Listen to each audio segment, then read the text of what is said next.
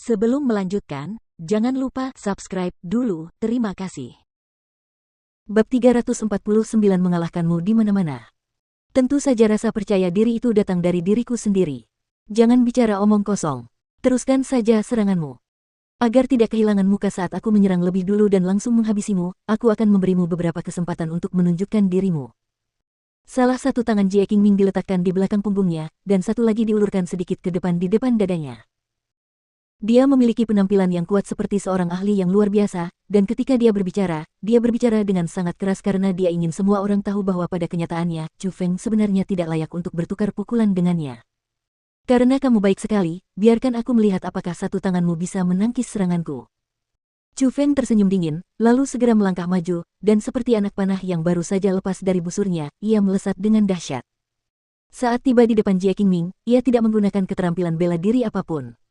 Dengan tangan dan tinju kosong, ia mulai menyerang Jie Qingming. Asteris wus-wus. Setiap pukulan Chu Feng membangkitkan angin dan kecepatannya seperti kilat. Sebuah pukulan sederhana dari satu gaya dan satu gerakan menyihir mata Jie Qingming, menyebabkan dia tidak tahu bagaimana cara bertahan. Bagaimana ini mungkin? Kecepatan dan kekuatan bocah ini ternyata sangat kuat. Pada saat itu, raut wajah Jie Qingming berubah drastis. Ketenangan dan ketenangannya yang dulu telah sirna, digantikan oleh keterkejutan yang tak tertandingi.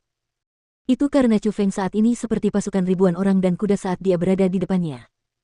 Dengan satu tangannya, menangkis bukanlah jalan keluar, namun menyerang juga bukanlah jalan keluar.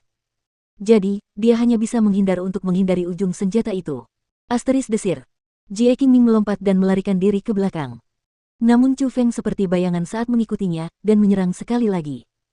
Dengan itu, Jie Qingming mengerutkan kening, tetapi dia tidak bisa melakukan apapun selain terus melarikan diri. Dengan demikian, di ruang yang luas itu, sebuah pemandangan yang membuat orang tercengang muncul. Jie Qingming, orang yang berbicara dengan arogan dan mengatakan bahwa ia dapat mengalahkan Chu Feng dengan satu tangan saat ini sedang dikejar-kejar kemana-mana oleh Chu Feng, dan ia dalam keadaan yang sangat compang-camping. Apa ini? Kenapa Jie Qingming tidak membalas serangan? Kau bahkan tidak tahu apa yang sedang terjadi. Jelas, Jie Qingming membiarkan Chu Feng melakukan apa yang dia inginkan untuk sementara waktu, dan nanti, saat Jie Qingming menyerang, dia pasti akan mampu mengalahkan Chu Feng dalam satu serangan dan membuatnya tahu perbedaan besar antara keduanya. Beberapa orang sangat percaya pada Jie Qingming. Mereka bahkan berpikir bahwa Jie Qingming sengaja mempermainkan Chu Feng. Chu Feng ini cukup kuat. Serangannya sangat kuat, dan kecepatan serta kekuatannya sangat dahsyat. Perubahan dalam gayanya bahkan sangat cerdik. Kekuatan tempur yang ditunjukkannya dapat dibandingkan dengan mereka yang berada di alam mendalam tingkat ketujuh. Sepertinya kali ini, Jie Qingming telah ceroboh dan meremehkan musuhnya. Sepertinya kali ini, dia akan tersandung sendiri. Namun dibandingkan dengan orang-orang yang percaya begitu saja pada Jie Qingming, Su Zongyu yang memahami Jie Qingming melihat pintu kemenangan. Ia merasa bahwa kali ini, jika Jie Qingming tidak akan membalas serangannya kapanpun, ia kemungkinan besar akan kalah. Sudah kubilang bahwa pertarungan saudara Chu Feng tidak masuk akal. Kali ini kau percaya, kan? Meskipun Jie Qingming sangat kuat, mengingat bahwa dia berada di level kultivasi yang sama dengan saudara Chu Feng, dia sama sekali tidak akan mampu mengalahkannya. Bahkan jika dia menggunakan persenjataan elit, hasilnya tetap tidak akan ditentukan. Melihat Su Zongyu memuji Chu Feng, wajah Gubo dipenuhi dengan kebanggaan seolah-olah yang dipuji adalah dirinya. Bo kecil, kau tidak mengerti kekuatan persenjataan elit. Meskipun kekuatan tempur Chu Feng memang sangat luar biasa, Jie Qingming juga bukan orang biasa. Jika dia benar-benar menggunakan persenjataan elit, aku rasa Chu Feng pasti akan kesulitan menahannya. Su Zongyu menggelengkan kepalanya. Dia yang juga memiliki persenjataan elit sangat tahu betapa mengerikannya kekuatan persenjataan elit. Kakak Zongyu, Chu Feng juga punya kartu truf. Pada hari itu, di Menara Hantu Asura, Jie Bufan juga mengenakan Armor of Tones milik Jie Qingming, tetapi pada akhirnya, dia juga dipukuli seperti anjing oleh Chu Feng. Jika aku tidak pergi untuk mencegahnya, aku khawatir pada hari itu, Chu Feng akan membunuh Jie Bufan dan persenjataan elit tidak akan menyelamatkannya. Gubo mendekati telinga Su Zongyu dan menjelaskan dengan suara rendah. Sebenarnya ada sesuatu seperti itu. Setelah mendengar kata-kata itu, Su Zongyu sedikit terkejut, lalu setelah itu, beberapa harapan ditambahkan dalam tatapannya pada Chu Feng saat dia dengan tenang berkata. Setelah mendengarmu mengatakannya seperti itu, aku ingin melihat metode apa yang digunakan Chu Feng untuk menembus kekuatan persenjataan elit. Tapi Jie Qingming, oh Jie Qingming, maukah kau menarik kembali kata-katamu dan menggunakan persenjataan elit? Jie Qingming, kamu lahir di tahun monyet, kan? Kamu berlari cukup cepat. Cepatlah, cepatlah. Kalau tidak, aku akan mengejarmu. Chu Feng mengejar Jie Qingming kemana-mana, dan kadang-kadang, dia bahkan tertawa mengejek. Itu hanya karena kau mampu menggunakan seluruh kekuatan tubuhmu. Jika aku menggunakan kekuatan penuhku, bahkan bukan giliranmu untuk bertindak begitu liar di sini.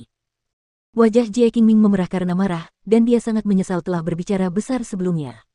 Oh. Kalau begitu gunakan kekuatan seluruh tubuhmu. Apakah aku yang melarangmu menggunakannya? Aku ingin tahu bajingan mana yang mengatakan dia hanya membutuhkan satu tangan untuk mengalahkanku. Ada apa? Ayo, serang, dan kalahkan aku sekarang juga. Apa yang dilakukan tangan itu? Jadi tangan itu hanya untuk pamer. Jika kakimu lelah karena berlari, ayo dan gunakan tanganmu untuk berlari-lari. Setidaknya sebagian manfaatnya bisa terlihat, kan? Chu Feng, jangan berpikir untuk memanfaatkan lidahmu yang tajam. Aku akui, aku memang ceroboh dan meremehkan kekuatanmu, tetapi sebagai seorang manusia, sebaiknya jangan terlalu berlebihan. Lebih baik meninggalkan jalan mundur bagi dirimu sendiri, atau berhati-hatilah karena kamu bahkan tidak akan tahu bagaimana kamu akan mati di masa depan. Jie Qingming mengucapkan kata-kata itu dengan sangat pelan dan hanya Chu Feng yang dapat mendengarnya, karena saat dia mengucapkan kata-kata itu, bahkan dia sendiri merasa malu dan seperti sedang menamparkan wajahnya sendiri. Namun Chu Feng tidak peduli dengan hal-hal itu. Dia meneriakkan kata-kata itu dengan sangat keras, hampir ingin agar orang-orang di bawah puncak gunung pun mendengarnya. Jie Qingming, apa yang kau katakan? Kau bilang kau menyesal mengucapkan kata-kata besar. Tapi tidak masalah. Aku, Tuan Chu Feng, adalah orang yang berhati besar. Sekarang, aku akan memberimu kesempatan. Aku akan membiarkanmu menggunakan kedua tangan dan kedua kakimu untuk melawanku. Bagaimana? Tidak apa-apa, tidak apa-apa. Atas kata-katamu tadi, paling-paling, aku hanya akan menganggapnya seperti mendengar kentut. Meskipun baunya sangat menyengat. Chu Feng, kamu ingin mati. Jie Qingming benar-benar marah karena Chu Feng. Mengabaikan akal sehat, dia berputar, dan tangan serta kakinya bergerak bersamaan. Dia berlari dengan teknik lari yang mendalam, tinjunya berubah menjadi badai meteor, dan dia mulai menyerang balik Chu Feng. Lihat, Jie Qingming menyerang. Itu tidak benar. Bukankah dia bilang dia hanya akan menggunakan satu tangan? Sekarang, dia jelas menyerang dengan kekuatan penuhnya. Ada apa ini? Mungkinkah apa yang dikatakan Chu Feng itu benar? Jie Qingming tidak akan bisa mengalahkan Chu Feng dengan satu tangan, jadi dia dipaksa untuk menggunakan kekuatan penuhnya. Banyak orang merasa heran dengan serangan Jie Qingming karena benar-benar berbeda dari ekspektasi mereka. Yang mereka harapkan adalah dengan satu tangan, Jie Qingming dapat menghajar Chu Feng hingga jatuh ke tanah, tetapi sekarang, perbedaannya agak terlalu besar bukan? Apa yang kau tahu? Jangan lupa, Jie Qingming berada di alam surga tingkat 1. Saat ini, kultivasinya ditekan ke alam mendalam tingkat 3. Dia sudah bersikap lunak pada Chu Feng.